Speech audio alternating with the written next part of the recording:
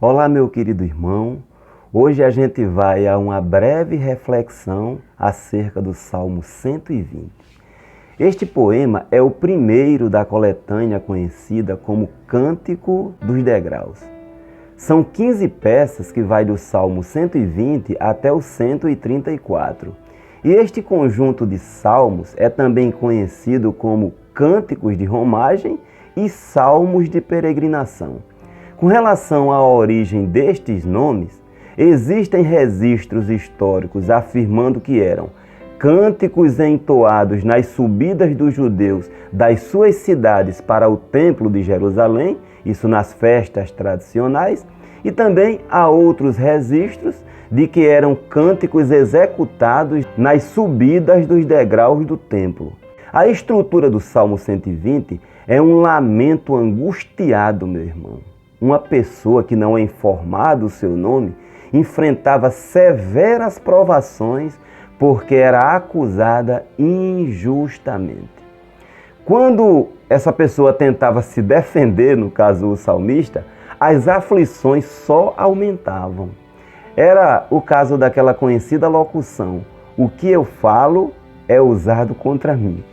Observando o contraponto do cerne do Salmo, que é exatamente aonde está a didática, a gente nota que a dica é não resistir, não enfrentar, não tentar se justificar quando a outra parte já está decidida a não querer acordo. E, inclusive, até já nos rotulou, já colocou uma placa na gente com os defeitos mais degradantes. Vamos ao texto. Salmos 120, versículo 1 e 2. Diz assim: na minha angústia clamei ao Senhor. Olha a quem ele clamou. E ele me ouviu. Olha o teor do clamor. Senhor, livra a minha alma dos lábios mentirosos e da língua enganadora. Revista e corrigida na grafia... Não, revista e corrigida na nova ortografia. Nada de grafia simplificada. Grafia simplificada é outra. O salmista inicia contando um testemunho que ele fez um apelo ao Senhor por livramento, para que o dano sofrido pela língua mentirosa fosse desfeito, e o Senhor lhe atendeu. Veja que há uma proposta instrutiva no teor das palavras do salmista. Ele orienta a gente a recorrer ao Senhor quando a gente enfrenta calúnia e difamação, que são provações muito difíceis, meu irmão. Mentir, denegrindo a imagem alheia, é uma das coisas preferidas do diabo. As pessoas que praticam estas atitudes asquerosas estão a serviço dele, que é o psicólogo do mal. Ele sabe que o ser humano, aquele que preza pela sua imagem, ele não gosta de ver o seu caráter deturpado, distorcido. Não. A língua inclemente, quando ela sai divulgando o oposto do homem de bem, o coração deste homem sangra, meu irmão. E quando isso é feito frequentemente pela mesma pessoa, fica uma espécie de ferida na alma, a chamada pisadura, aquela ferida sem cura, uma ferida lá no íntimo, sabe? Que só o Senhor pode curar. Consciente disso, o poeta recorreu exatamente a ele, ao Senhor. O único, repito, que pode fazer o agressor parar ou encher o ofendido da graça para poder suportar, ou fazer as duas coisas ao mesmo tempo. É muito difícil ser caluniado e ser difamado.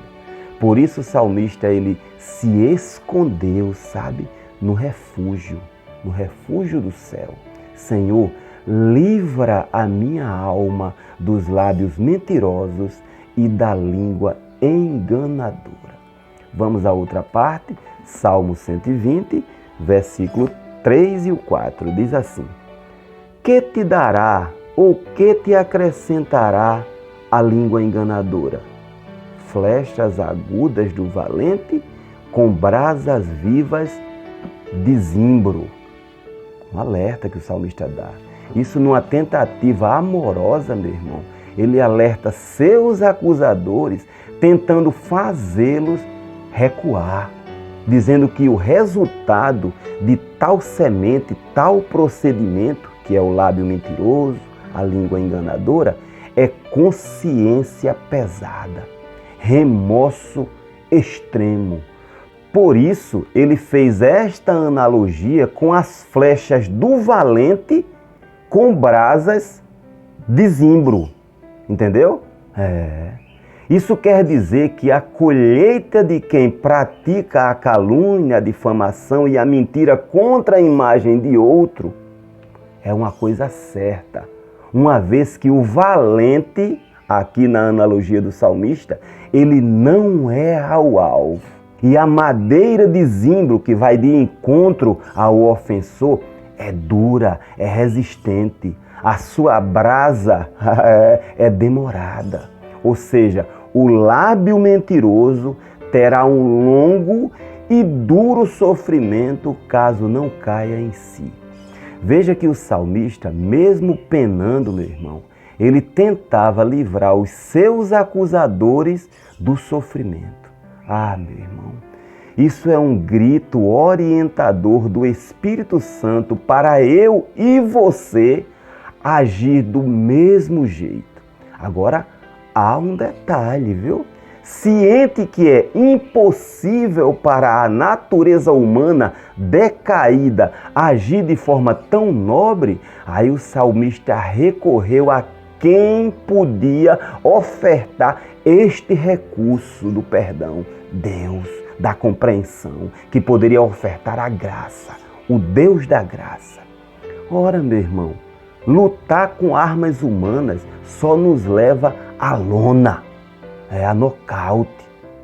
E Paulo, ele aprendeu isso, talvez até com o salmista, e repassou para a gente. As armas com as quais lutamos não são humanas. Ao contrário, são poderosas em Deus para destruir as fortalezas. Está na segunda epístola aos Coríntios, capítulo 10, versículo 4. Vamos ao final dos Salmos, aos 3 últimos versículos. 3, né? 2 é assim, 3 é assim.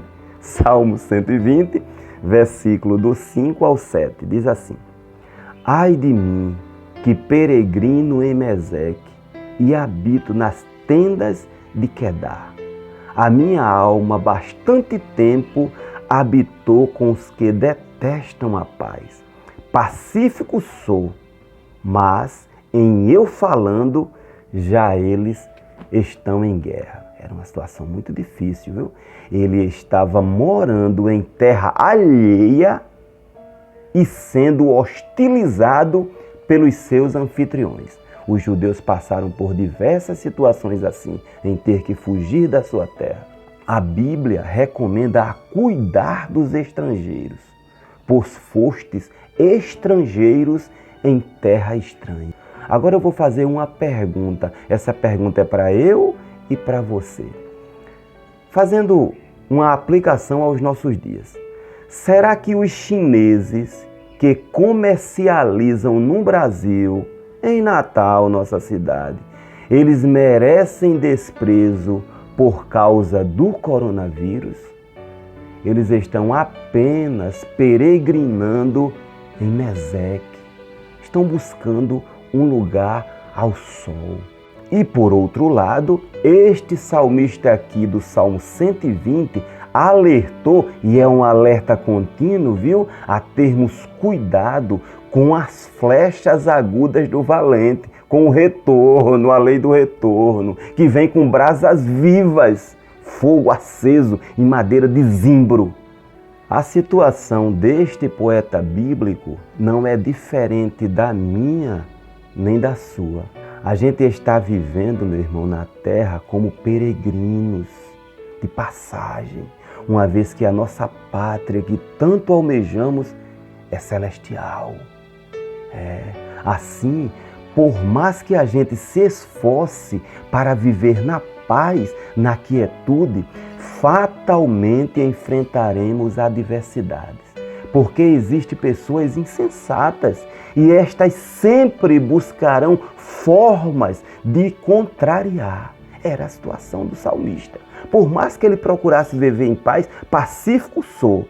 Mas quando ele falava ou fazia qualquer coisa, ou mesmo sem fazer, já vinha a oposição de forma ferrenha. Agora, por que o insensato age assim?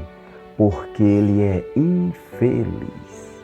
Quem é infeliz se esforça para transferir a sua infelicidade para o outro, para tirar a paz do outro. Da mesma forma, uma pessoa que é feliz, pode observar, ela busca incessantemente transferir a sua felicidade, beneficiar, facilitar. Por isso se diz, meu irmão, cada um dá o que tem. Agora é um transtorno, viu? Quando o homem vai se tornando amargo, sem generosidade.